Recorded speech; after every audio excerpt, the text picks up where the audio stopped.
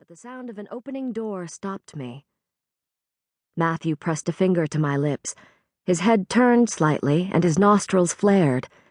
The tension left him when he recognized who was in the next room, where I could hear a faint rustling. Matthew lifted the book and me in one clean move. Taking my hand, he led me to the door. In the next room, a man with tousled brown hair stood at a table littered with correspondence.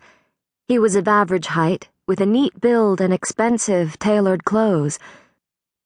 The tune he hummed was unfamiliar, punctuated now and again with words too low for me to hear. Shock passed over Matthew's face before his lips curved into an affectionate smile. "Where are you in truth, my own sweet Matt?" The man held a page up to the light. In a flash, Matthew's eyes narrowed, indulgence replaced by displeasure. "Looking for something, Kit?" At Matthew's words, the young man dropped the paper to the table and pivoted, joy lighting his face. I'd seen that face before, on my paperback copy of Christopher Marlowe's The Jew of Malta. "Matt, Pierre said you were in Chester and might not make it home, but I knew you'd not miss our annual gathering." The words were familiar enough, but coded in a strange cadence that required me to focus on what he was saying in order to understand them. Elizabethan English was neither as unlike modern English as I had been taught, nor as easily understandable as I'd hoped, based on my familiarity with Shakespeare's plays. "Why no beard? Have you been ill?" Marlowe's eyes flickered when they spotted me, nudging me with the insistent pressure that marked him unmistakably as a demon. I suppressed an urge to rush at one of England's greatest playwrights and shake his hand before peppering him with questions. What little information I once knew about him flew from my mind now that he was standing before me. Had any of his plays been performed in 1590? How old was he? Younger than Matthew and I, certainly. Marlowe couldn't yet be 30. I smiled at him warmly. "Wherever did you find that?" Marlowe pointed, his voice dripping with contempt. I looked over my shoulder, expecting to see some hideous work of art. There was nothing but empty space. He meant me. My smile faltered. "Gently, Kit," Matthew said with a scowl. Marlowe shrugged off the rebuke. "It is no matter.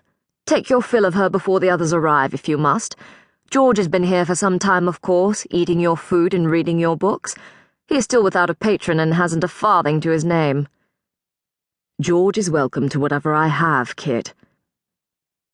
Matthew kept his eyes on the young man, his face expressionless as he drew our intertwined fingers to his mouth.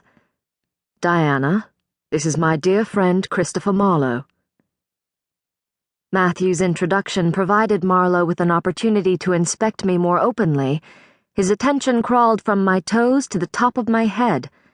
The young man's scorn was evident, his jealousy better hidden. Marlowe was indeed in love with my husband. I had suspected it back in Madison when my fingers had traveled over his inscription in Matthew's copy of Dr. Faustus. "I had no idea there was a brothel in Woodstock that specialized in over-tall women. Most of your whores are more delicate and appealing, Matthew. This one is a positive Amazon."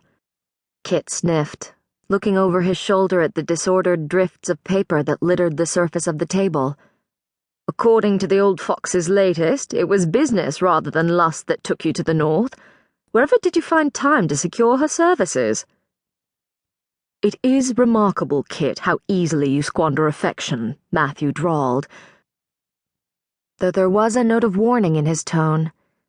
Marlowe, seemingly intent on the correspondence, failed to recognize it and smirked. Matthew's fingers tightened on mine.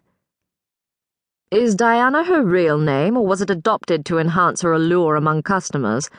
Perhaps a bearing of her right breast or a bow and arrow is in order," Marlowe suggested, picking up a sheet of paper. "Remember when Blackfriars Bess demanded we call her Aphrodite before she would let us—" "Diana is my wife." Matthew was gone from my side, his hand no longer wrapped around mine but twisted in Marlowe's collar. No.